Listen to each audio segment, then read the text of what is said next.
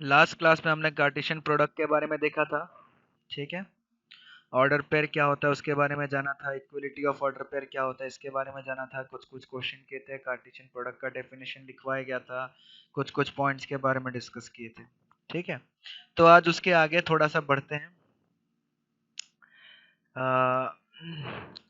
सबसे पहला चीज ध्यान से देखिएगा, ये क्वेश्चन दिया गया है ए 1,3,5 और बी दिया गया है 2,3, ए क्रॉस बी क्रॉस ए निकालने के लिए बोला गया है। यहाँ तो आप निकाल लीजिएगा, इसमें कोई दिक्कत नहीं है मेरे ख्याल से,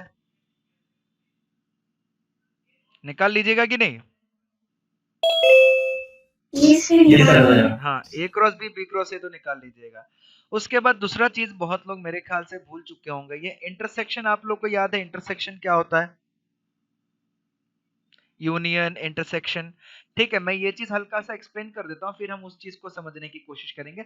हमारा मेन इंपॉर्टेंट पॉइंट है थर्ड वाला क्वेश्चन, ठीक है। थर्ड वाला क्वेश्चन हमारा मेन इंपॉर्टेंट पॉइंट है। सबसे पहले देखिए, ए का वैल्यू दिया गया है 1,3,5, ठीक है। बी का वैल्यू दिया गया है 2,3। हम सबसे पहले यूनियन और इंटरसेक्शन को याद करते हैं। ए यूनियन बी अगर ऐसा कहीं पे लिख दिया जाता है, इस वाले सिंबल को हम लोग बोलते हैं यूनियन, ठीक है। इस वाले सिंबल को हम लोग बोलते हैं यूनियन।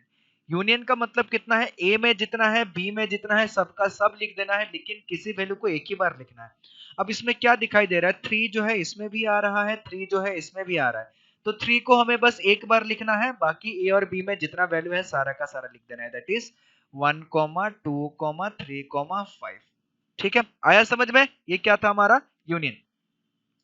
मतलब जितना वैल्यू है सारा का सारा वैल्यू लिख देना है, और जो वैल्यू बार बार रिपीट हो रहा है उसको एक ही बार लिखना है, दो बार नहीं लिखना है। अगर इंटरसेक्शन बोला जाए तो इंटरसेक्शन का मतलब दोनों में जो कॉमन वैल्यू है वही लिखते हैं, ठीक है। इसको हम लोग क्या बोलते हैं, इंटरसेक्शन, इसको हम लोग बोलते हैं इंटरसेक्शन।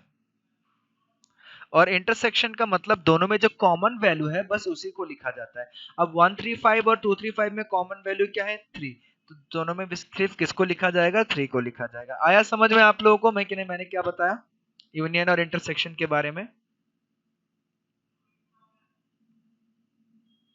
आया समझ में कि नहीं आया। हाँ, बहुत बढ़िया, वेरी गुड, ठीक है। अब हम लोग क्या करते हैं, ए क्रॉस बी को निकालते हैं, ठीक है। ए क्रॉस बी को निकालते हैं, ठीक है। अब ये सब तो ऑर्डर पेयर के फॉर्म में लिखा जाता है, 1,2, 1,3, 3,2, 3,3, 5,2 और 5,3, ये हमारा निकल गया ए क्रॉस बी, ठीक है। अगर बी क्रॉस ए निकालने की बोला जाए तो बी क्रॉस ए हो जाएगा 2,1, 2,3 और 2,5, ठीक है। उसके बाद 3,1, 3,3 और 3,5, ठीक है। अगर मुझे बोला जाए कि A cross B intersection B cross A निकाली, ठीक है, यानी कि इसमें जो लिखा गया है ये सारा का सारा ऑर्डर पेयर के फॉर्म में लिखा गया है।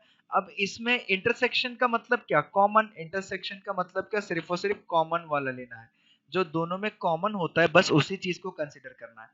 अब ए क्रॉस बी और बी क्रॉस ए में आपको कॉमन क्या दिख रहा है, 1,2 इसमें है क्या, इसमें कहीं पे 1,2 दिख रहा है, नहीं दिख रहा है। 1,2 ए क्रॉस बी में है क्या, बी क्रॉस ए में 1,3 दिख रहा है, नहीं दिख रहा है। 3,2 जो है ए क्रॉस बी में है क्या, 3,2 बी क्रॉस ए में दिख रहा है, नहीं दिख रहा है। 3,3 ए क्रॉस बी में है क्या, बी क्रॉस ए में 3,3 दिख रहा है, हाँ 3 दिख रहा है, एक चीज तो कॉमन आ गया। उसके बाद 5,2 इसमें कॉमन दिख रहा है, ए क्रॉस बी में, बी क्रॉस ए में 2,5 दिख रहा है, लेकिन 5,2 नहीं दिख रहा है। 5,3 दिख रहा है ए क्रॉस बी में, लेकिन 5,3 जो है बी क्रॉस ए में नहीं दिख रहा है। तो हमें सिर्फ और सिर्फ कॉमन क्या दिख रहा है, 3,3, तो हमारा आंसर क्या हो जाएगा, 3,3। आया समझ में आप लोगों को, आया यस कि नहीं सर। है? हाँ, तो ये इंटरसेक्शन निकालने के लिए बोला गया था, तो इंटरसेक्शन का मतलब जो कॉमन पार्ट है वही होता है हम लोगों के पास, ठीक है। तो ये हमारा कंप्लीट हो गया। उसके बाद देखिएगा क्वेश्चन पूछा गया है कुछ इस तरीके का, ध्यान से देखिए। इधर बोला गया है कि if a is equal to 1,2,3, b is equal to 3,4, c is equal to 4,6, ठीक है। क्या आप लोग मेरे को 2 और 4 का आंसर बता सकते हैं।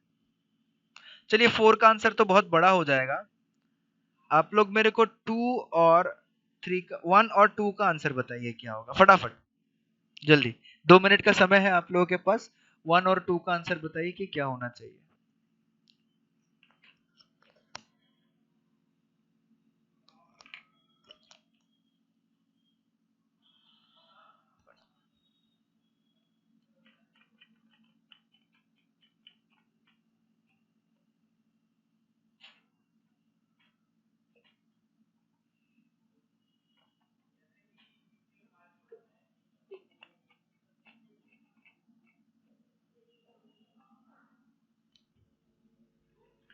कितना होना चाहिए 1 और 2 का आंसर?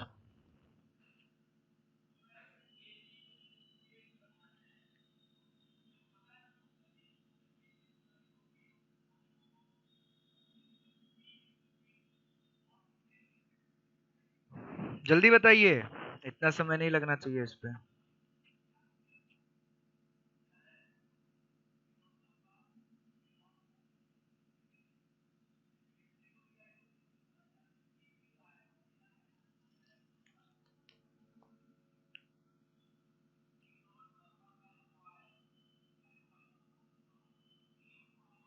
कितना आया पहला वाला answer?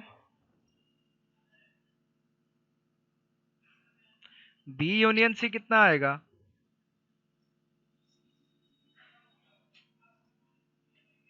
Three comma 4 coma 5 coma 6,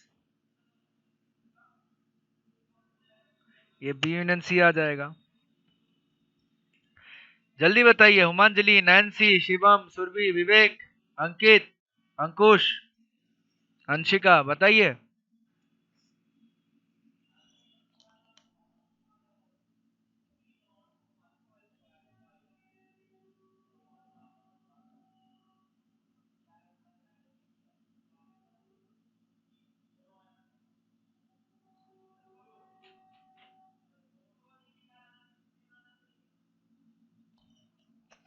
ओ सॉरी, इंटरसेक्शन दिया हुआ था ये ना।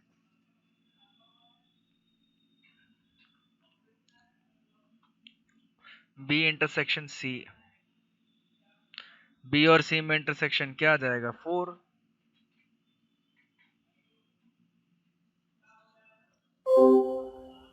जल्दी बताइए कितना निकल के आया?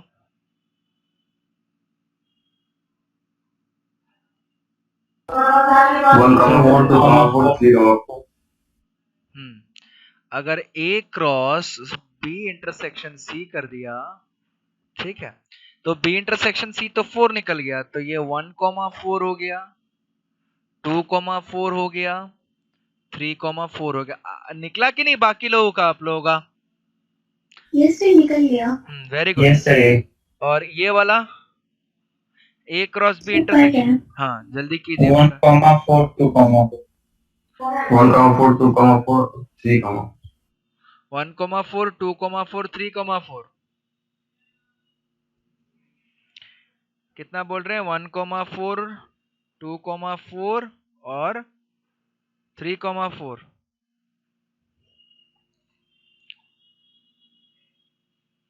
ठीक है, बाकी सब लोग बताइए क्या आंसर सही है?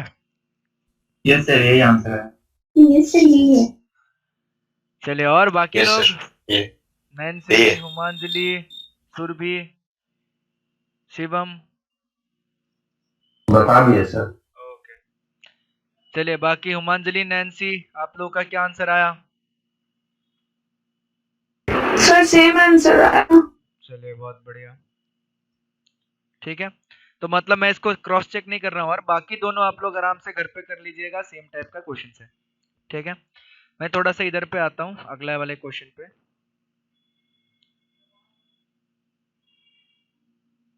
ठीक है, अगला वाला क्वेश्चन देखिए, बोला गया है कि a का मतलब क्या है? x, और x क्या है? नेचुरल नंबर है। और किस तरीके का नेचुरल नंबर, इस चीज को समझने की कोशिश कीजिएगा। इस टाइप के क्वेश्चंस को आप लोगों को थोड़ा सा कंफ्यूज किया जाएगा।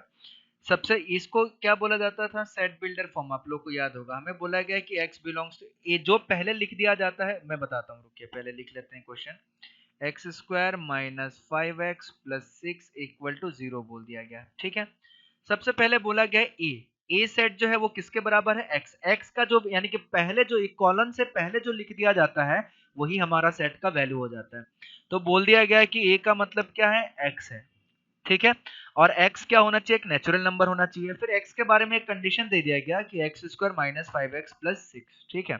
तो x square minus 5x plus 6 अगर इक्वल टू 0 करते हैं तो ये आ जाएगा x माइनस 2, ये आ जाएगा x माइनस 3, ये आ जाएगा इक्वल टू 0।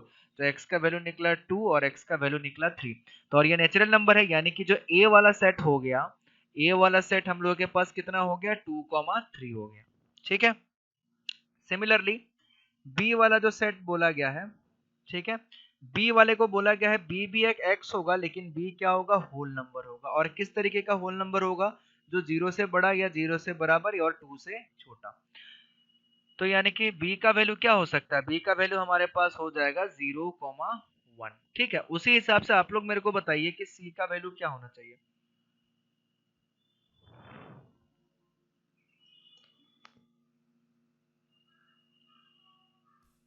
1 2 हाँ, सी का वैल्यू होना चाहिए 1 और 2, बहुत बढ़िया, ठीक है। अब जब ये सारा सीन निकल गया, उसके बाद ये 1 और ये 2 फाइंड आउट करना तो इजी है कि नहीं है। Yes, sir. उसके बाद आप लोग फाइंड आउट कर लीजिएगा आगे, ठीक है। हमें बोला गया if A cross B is equal to this. चलिए ये वाला क्वेश्चन फोर्थ वाला मेरे को बताइए कि ये ए और बी का वैल्यू फाइंड आउट कर सकते हैं क्या, अगर ए क्रॉस बी का वैल्यू दिया गया है तो। क्या कोई बता पाएगा ए कौन सा वैल्यू होगा और ए का वैल्यू 3,5 3,5 और बी का वैल्यू क्या होना चाहिए, 2,4। 4। बहुत बढ़िया। क्योंकि जब भी हम क्रॉस प्रोडक्ट करते हैं तो पहला वाला एलिमेंट जो होता है, पहला वाला एलिमेंट किसका होगा, ए का होगा, ठीक है। और जो दूसरा वाला एलिमेंट होता है, दूसरा वाला एलिमेंट हमारा किसका होगा, बी का होगा, ठीक है। तो पहले वाले एलिमेंट यानी कि रेड वाले पे हम देखेंगे तो सिर्फ हमारा 3 और 5 ही दिख रहा है, दूसरा कुछ नहीं दिख रहा है। और सेकंड वाला एलिमेंट में देखेंगे तो 2 और 4 ही दिख रहा है, तो इसलिए ए का वैल्यू हो जाएगा 3 5, बी का वैल्यू हो जाएगा 2 4। वेरी सिंपल, ठीक है। अगले क्वेश्चन की ओर बढ़ते हैं। अगला क्वेश्चन क्या दिया गया, ध्यान से देखिएगा। अगला क्वेश्चन बताया जा रहा है कि if A and B are two sets given in such a way that A cross B contains 6 elements, if three elements of A cross B be 1, 3, 2, 5 and 3, 3, find its remaining elements। क्या ये वाला question आप लोग कर पाइएगा, मैं 2 minute का समय देता हूँ, आप लोग ट्राई कीजिए इस वाले क्वेश्चन को, ठीक है।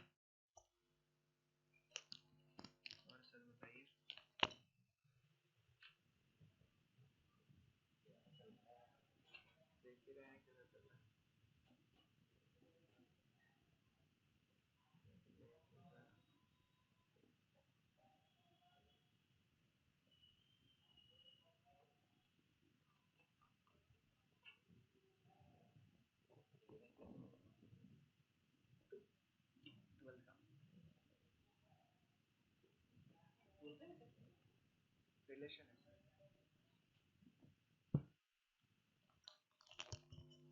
रिलेशन का आधा पार्ट 11 में, आधा पार्ट 12, इन लोगों को सब एक ही साथ पढ़ा। सर एक होगा 1,5। कितना निकला, हेलो बोलिए अंकित। मेरा आवाज ही बंद है। हाँ बोलिए कितना निकला, मेरा आवाज ही बंद था। एक होगा 1,5, एक होगा 1,5, दूसरा 2,3 और तीसरा 3,5। ओके। चलिए देखते हैं और कोई। सेम है। सबसे पहले हम लोग देखते हैं, ध्यान से देखिएगा। ए क्रॉस बी के अंदर कितना एलिमेंट बोला गया है, 6 एलिमेंट, यानी कि number of element of A cross B is equal to कितना हो गया, 6 हो गया। तो अगर 6 हो गया तो ध्यान से समझिएगा, हमने ये चीज पढ़ा था कि याद होगा आप लोगों को, number of element of A cross B is equal to number of A into number of B. याद है आप लोगों को, याद है यस कि सर। नहीं, ठीक है। तो अब ध्यान से देखिएगा, इसमें हम लोग क्या थोड़ा सा लॉजिक लगाएंगे। तो इसका वैल्यू है 6, तो 6 है तो क्या क्या पॉसिबिलिटीज हो सकता है, 1 इंटू 6, 2 इंटू 3, 3 इंटू 2, या फिर 6 इंटू 1, ये कंडीशन पॉसिबल हो सकता है, ठीक है। यानी कि ए सेट में एक एलिमेंट हो, बी सेट में 6 एलिमेंट हो, ए सेट में 2 एलिमेंट हो, बी सेट में 3 एलिमेंट हो, ए सेट में 3 एलिमेंट हो, बी सेट में 2 एलिमेंट हो, या फिर ए सेट में 6 एलिमेंट हो और बी सेट में 1 एलिमेंट हो, ये चीज पॉसिबल है। If 3 elements of A cross B भी, अगर इसका 3 एलिमेंट बोला गया 1,3, 2,5 और 3,3, ठीक है। तो एक चीज तो हमें समझ में आ रहा है, 1 2 3 ये किसका एलिमेंट हो सकता है? ए का, ठीक है। और 3 और 5 किसका एलिमेंट होना पड़ेगा? क्योंकि देखिए उससे ज्यादा एलिमेंट तो हो नहीं सकता। अब कोई पूछेगा कि सर इसके आगे तो और भी एलिमेंट हो सकता है, हमें कैसे पता चलेगा? हमें पता नहीं चलेगा, बट अगर 6 एलिमेंट अगर हो गया किसी भी कारण से, अगर इस तरीके का मिल गया हमें सेट कि 6 हो जा रहा है, यानी कि मल्टीप्लाई करके 6 हो जा रहा है, तो उसके आगे नहीं बढ़ सकते। लेकिन अगर कम हो जा रहा है, मान लेते हैं हमें ये नहीं दिया जाता, तो हम क्या बता सकते हैं? 1 और 2 ए का एलिमेंट है, 3 और 5 बी का एलिमेंट है, तो उसके आगे वाले एलिमेंट्स को हम नहीं पता लगा पाते, ठीक है। बट यहाँ पे क्या ए का एलिमेंट क्या होना चाहिए? 1 होना चाहिए, 2 होना चाहिए, 3 होना चाहिए, और बी का एलिमेंट अभी के हिसाब से 3 और 5 होना चाहिए। तो उस हिसाब से टोटल 6 एलिमेंट हमारा निकल गया, ठीक है। यानी कि हमारा कौन सा कंडीशन पॉसिबल हो गया? हमारा ये कंडीशन पॉसिबल हो गया, ठीक है। तो उस हिसाब से जो आगे का एलिमेंट बोला गया है, तो ए क्रॉस बी अगर पूरा निकालना चाहेंगे तो ए क्रॉस बी कितना निकलेगा? 1,3, 1,5, 2,3, 2,5, 3,3 और 3,5। तो ये पूरा का पूरा कंप्लीट ए क्रॉस बी हो जाएगा हम लोग का। आया समझ में? चलिए ये वाला क्वेश्चन बताइए, फाइंड ए क्रॉस ए। अगर हमें ए दिया हुआ है, ए कॉमा बी, तो ए क्रॉस ए कितना निकलेगा? फटाफट बताइए, ए क्रॉस ए कितना निकलेगा?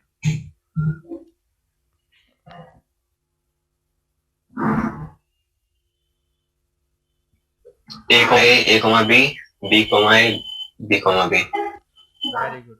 क्योंकि देखिए हमारे पास दो सेट है, एक है ए कॉमा बी, ठीक है, और दूसरा सेट भी जो हमारे पास है वो भी कितना है? ए कॉमा बी ही है, ठीक है। तो ये इसके साथ पहले ऑर्डर पेयर बनाएगा, फिर ये बी के साथ ऑर्डर पेयर बनाएगा, तो हमारे पास कितना आ जाएगा? ए कॉमा ए, फिर ए कॉमा बी, फिर बी जो है बनाएगा तो कितना आ जाएगा? बी कॉमा ए कॉमा बी कॉमा बी। समझ में आया सबको ये क्या हुआ?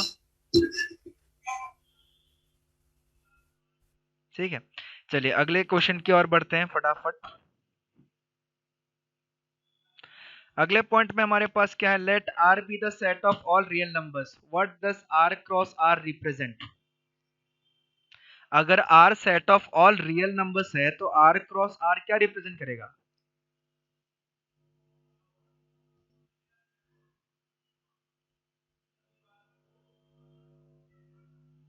आर क्रॉस आर क्या रिप्रेजेंट करेगा? अगर आर एक रियल नंबर है, ये रिप्रेजेंट करेगा set of all order pairs of real numbers, करेगा कि नहीं? इसको लिख तो नहीं सकते हम लोग, क्यों नहीं लिख सकते? क्योंकि रियल नंबर कितना है टोटल? कितना रियल नंबर एग्जिस्ट करता है हमारे यूनिवर्स में या अर्थ में? तो इनफाइनाइट नंबर हम लोग लिख सकते हैं क्या? नहीं लिख सकते हैं, ठीक है। चलिए 8वां क्वेश्चन देखिए, इसमें सिर्फ set of all order pairs of real numbers. If A cross A has 9 elements, 2 of which are -1, 0 and 0, find the set A and the remaining elements of A cross A। 2 minute का समय है आप लोगों के पास, फटाफट कीजिए।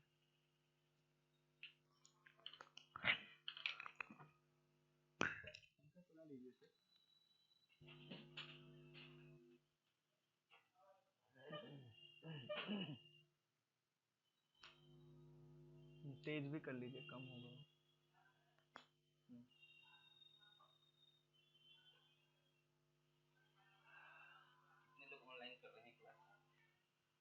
Class हम लोग 3 लोग यहाँ पे हैं और एक विकास सर होंगे।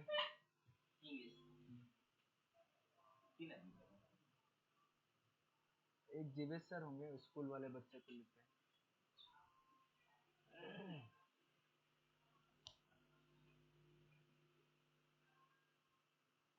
क्या करेंगे सर, पैसे कहाँ से देंगे? इसलिए खुद ही क्लास करते हैं, पैसा भी नहीं लेते, खाने पीने का हो जाता है।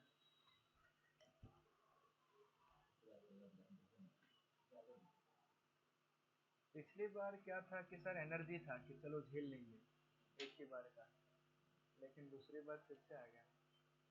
अब तो सर वैक्सीन जो लेगा वही चलेगा। हुआ।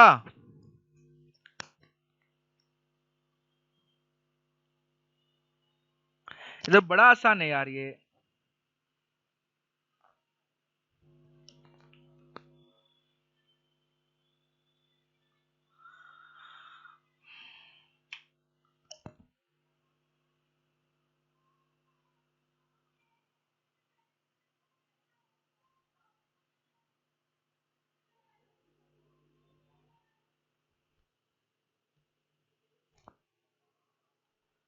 अरे हुआ कि नहीं हुआ?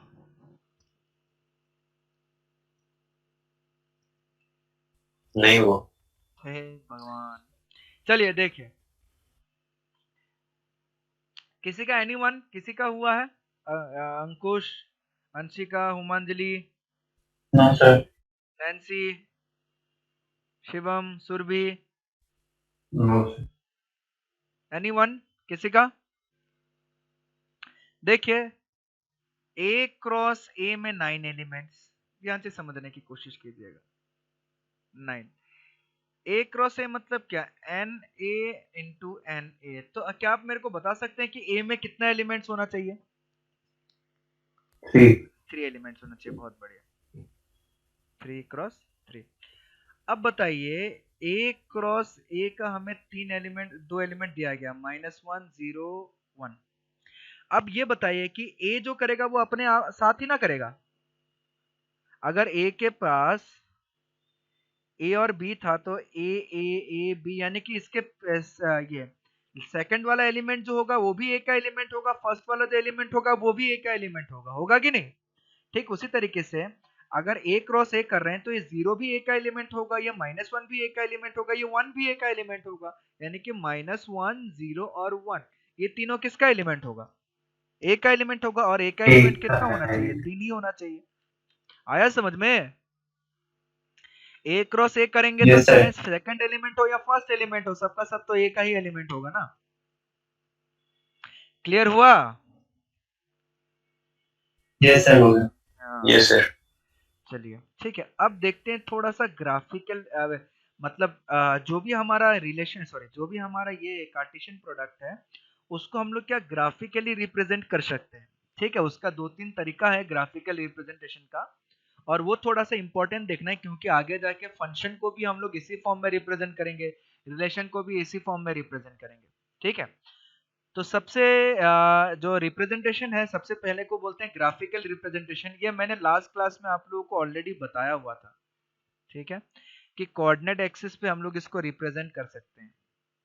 ठीक है, मैंने बताया हुआ ये, मैंने लास्ट क्लास में आप लोगों को बताया हुआ था कि कोऑर्डिनेट एक्सिस पे हम लोग रिप्रेजेंट कर सकते हैं इसको। ठीक है, तो वही चीज यहाँ पे फिर से दोबारा बताया गया है कि जो भी हमारा ए क्रॉस बी या कार्टेशियन प्रोडक्ट का जो रिप्रेजेंटेशन करने का तरीका है उसमें से एक तरीका हो गया ग्राफिकल रिप्रेजेंटेशन। ठीक है, और ग्राफिकल रिप्रेजेंटेशन मतलब क्या होता है मैंने बताया था, फर्स्ट क्वाड्रेंट सेकंड क्वाड्रेंट के नाम से भी इसको जानते हैं। ठीक है, तो अगर मैंने एक्स एक्सिस ले लिया, वाई एक्सिस ले लिया, ठीक है, हमें दिया गया है ए दिया गया है -1, 2, 4, बी दिया गया है 1, 3। तो ए क्रॉस बी जो निकलेगा वो -1, -1, -1, 3, 2, 1, 2, 3, 4, 1 और 4, 3 निकलेगा। ठीक है, अब ये सारे के सारे पॉइंट्स जो है, ये सारे के सारे पॉइंट्स कैसा लग रहा है? ये सारे के सारे पॉइंट्स जो है कोऑर्डिनेट एक्सिस में भी प्लॉट कर सकते हैं हम लोग। इसको हम लोग एक्स कोऑर्डिनेट, वाई कोऑर्डिनेट या फर्स्ट कोऑर्डिनेट सेकंड कोऑर्डिनेट के नाम से भी जानते हैं। मैंने स्टार्टिंग में ही एक्सप्लेन करवाया था, आप लोग को शायद याद होगा कि नहीं होगा, आई होप याद होना चाहिए। ठीक है, ये एक्स कोऑर्डिनेट, फर्स्ट कोऑर्डिनेट ये सब के नाम से जानते हैं। ठीक है, इसको वाई कोऑर्डिनेट, सेकंड कोऑर्डिनेट के नाम से भी जानते हैं। ठीक है, सारी चीजें एक्सप्लेन करवाया हुआ था लास्ट क्लास में आप लोगों को। तो उस हिसाब से अगर मेरे को प्लॉट करने के लिए दिया जाए, ये तो सिंपल सा पॉइंट को प्लॉट करना है ग्राफ पेपर पे, कोऑर्डिनेट एक्सिस पे। तो -1, 1 मतलब कहाँ लाई करेगा? 0 से माइनस यहाँ पे चला गया और यहाँ से फिर ऊपर चला गया, ये पॉइंट आ गया हमारा -1, 1, ये पॉइंट आ गया हमारा 1, 3। ठीक है, फिर ये पॉइंट आ गया हमारा 2, 3, ये पॉइंट आ गया हमारा 4, 3। ठीक है, फिर ये पॉइंट आ गया हमारा 2, 1। फिर ये पॉइंट आ गया हमारा 4,1। तो इस तरीके से क्या ग्राफिकली सारा का सारा पॉइंट को प्लॉट कर सकते हैं, ठीक है। और ये जो पूरा का पूरा ग्राफ बना, ये पूरा का पूरा ग्राफ को किसका ग्राफ बोला जाएगा? ए क्रॉस बी का ग्राफ बोला जाएगा, ठीक है। तो ग्राफिकल रिप्रेजेंटेशन तो बड़ा आसान है, ग्राफिकल रिप्रेजेंटेशन में कोई दिक्कत नहीं है, ठीक है। यानी कि ग्राफ में प्लॉट कर देना, ये जितना भी हमारा ए क्रॉस बी निकला उसको ग्राफ में प्लॉट कर देना है, उसको हम लोग बोलते हैं ग्राफिकल रिप्रेजेंटेशन, ठीक है। For B cross A, B cross A का क्या हो जाएगा? बी क्रॉस ए के लिए बी क्रॉस ए निकाल लेगा, ठीक है। That is 1, -1, 1,2, 1,4, 3। फिर इसको क्या करेंगे? ग्राफ पेपर में प्लॉट कर देंगे, ठीक है। ये समझ में आए तो बड़ा ही आसान है, आए कि नहीं आया समझ में? ये वाला ग्राफ में प्लॉट कर देना एक्स एक्सिस, इसमें कोई दिमाग ही नहीं लगा, इसमें दिमाग का खर्च ही नहीं हो रहा है, ठीक है। ध्यान से देखिएगा, ये थोड़ा सा इंपॉर्टेंट डायग्राम है। ये जो एरो डायग्राम है इसको हम लोग फंक्शन में भी यूज करेंगे और रिलेशन में भी आगे जाके यूज करेंगे, ठीक है। तो ये एरो डायग्राम को एकदम दिमाग में बढ़िया तरीके से फिट कर लेना है, ठीक है। एरो डायग्राम एकदम दिमाग में फिट हो जाना चाहिए। अब ये एरो डायग्राम कैसे होता है ध्यान से देखते हैं। हमारे पास एक सेट है 1, -1, 2, 4। हमारे पास दूसरा सेट है 1, 3। तो ए क्रॉस बी निकाल रहे हैं तो हमारे पास आ जा रहा है -1, -1, -3, 2,1, 2,3, 4,1, 4,3। ये हमारे ए क्रॉस बी निकल गया। अब एरो डायग्राम में क्या करते हैं, एक इस तरीके का इलिप्स टाइप का एक बॉक्स बनाते हैं, ठीक है।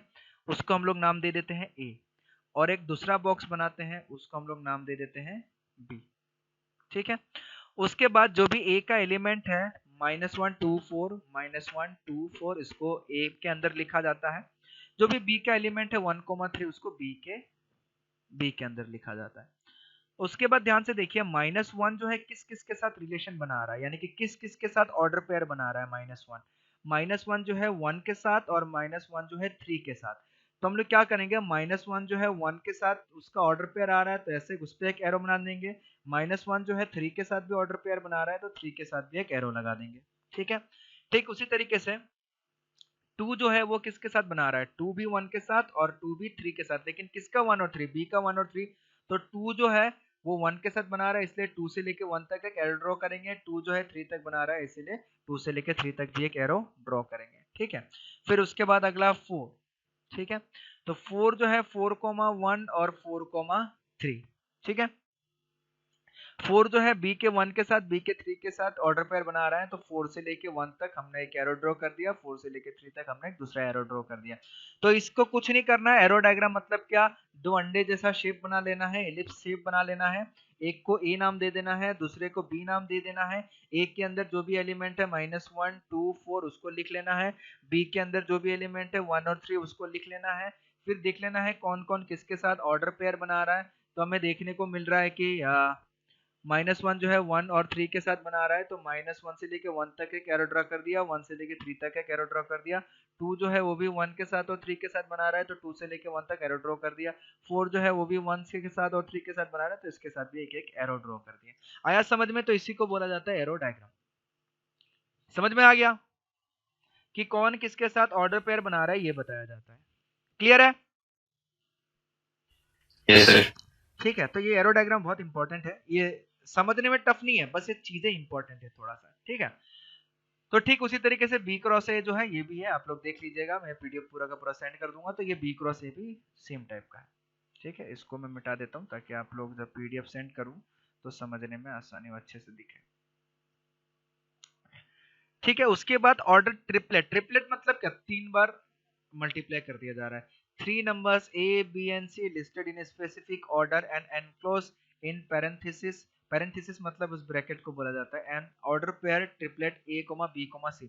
हम लोग ऑर्डर पेयर देख रहे थे, पेयर का मतलब 2, अब ऑर्डर ट्रिपलेट देख रहे हैं मतलब 3, और ऑर्डर मतलब क्या, ऑर्डर इंपॉर्टेंट है, और ट्रिपलेट मतलब क्या, 3 के फॉर्म में लिखा जा रहा है, ठीक है। ऑर्डर इंपॉर्टेंट है, इसीलिए जो 1, 2, 3 है वो 2, 1, 3 या 3, 2, 1 के बराबर नहीं होगा, क्योंकि इसका ऑर्डर जो है वो इंपॉर्टेंट है, क्योंकि ये ऑर्डर्ड ट्रिपलेट है, ठीक है। अब मान लेते हैं ए दिया हुआ है 1, 2 और बोला गया है ए ए निकालिए, ठीक है। या फिर मैं एक ये बता देता हूँ कि मान लेते हैं ए दिया हुआ है 1, 2, ठीक है। बी दिया हुआ है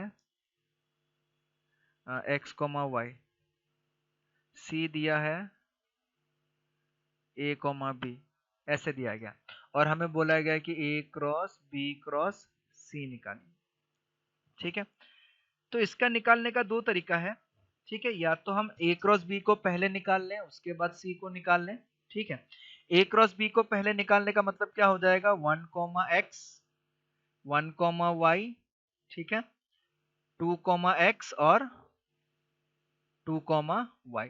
ठीक है, फिर उसके बाद इसको क्रॉस प्रोडक्ट कर देना है a b के साथ, यानी कि ये कैसे आ जाएगा, 1 x a ऐसे ले लेना है, फिर 1 x b।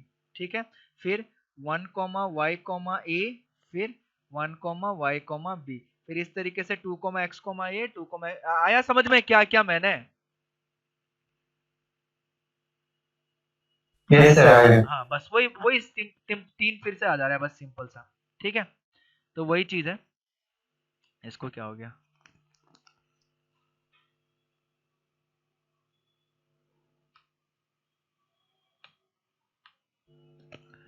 ठीक है, वही चीज है, बस सिंपल सा है। अब ध्यान से देखिएगा, इधर हमारे पास क्या आ जा रहा है, इधर हमारे पास मिल जा रहा है कि let R be the set of all near numbers, what does the R represent. ये क्या होगा, आर अब देखिए एक्स अगर हमारे पास 2 कोऑर्डिनेट होता है तो इसको 2D बोलते हैं, 2 डायमेंशन बोलते हैं। और अगर हमारे पास 3 कोऑर्डिनेट हो गया तो उसको 3 डायमेंशन बोलेंगे। ठीक है, तो 3 डायमेंशन में कोऑर्डिनेट कैसा आता है, x, y, z, 3 कोऑर्डिनेट आता है। ठीक है, तो 2 डायमेंशन में क्या होता है, तो इसको हम लोग, ये जो हमने क्वेश्चन लिखा था r क्रॉस r कहाँ चला गया, हाँ, what does r cross r set of all order pairs of real numbers in 2D, ये लिख सकते हैं, इन 2D आगे ऐड कर सकते हैं, यानी कि 2 डायमेंशन ज्योमेट्री में।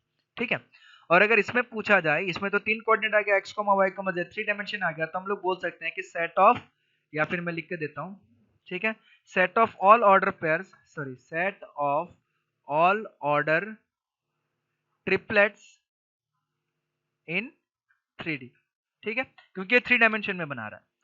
दूसरा चीज, एक चीज और एक पॉइंट आता है हमारे पास, ये इंपॉर्टेंट पॉइंट है, ध्यान से देखिएगा। For any non empty set a, b and c, we always have a cross b cross c और a cross b cross c is equal to a cross b cross c, यानी कि associative law follow करता है, simple सा।